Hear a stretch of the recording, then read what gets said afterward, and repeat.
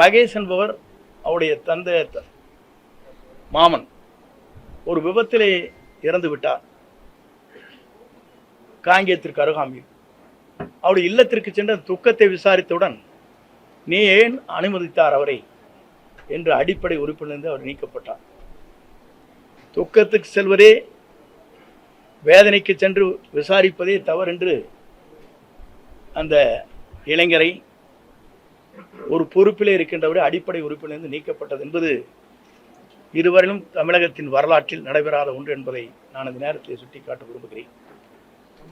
அதற்கு பிறகு என்னுடைய முடிவை பொறுத்தவரையிலும் இன்றைக்கு தெளிவான முடிவுகளை மேற்கொண்டுதான் நேற்றைய தினம் சட்டமன்ற உறுப்பினருடைய பதவியை ராஜினாமா செய்துவிட்டு இன்றைக்கு கழகத்திலே தமிழக வெற்றி கழகத்தில் நான் இணைந்திருக்கிறேன்.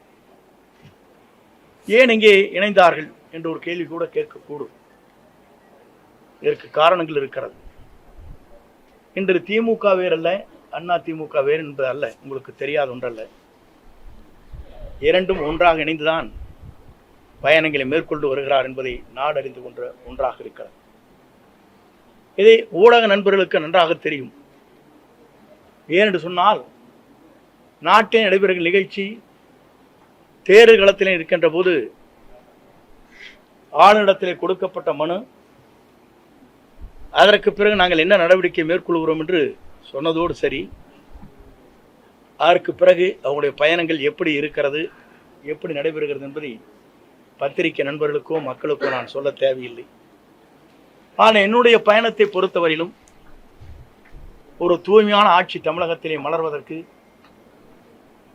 வெற்றி கழகம், இன்றைக்கு தமிழக வெற்றி கழகம் இளவல் நம்முடைய வெற்றி பயணத்தை மேற்கொண்டிருக்கிற விஜய் அவர்கள் ஒரு மாபெரும் இயக்கத்தை உருவாக்கி மக்கள் மனதிலே இடம்பெற்றிருக்கிறார்.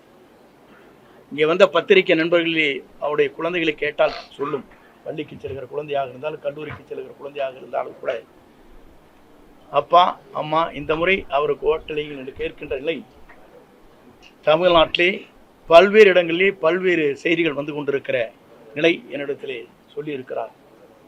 என்ன காரணம்? ஒரு மாற்றம் தமிழகத்திலே வேண்டும்.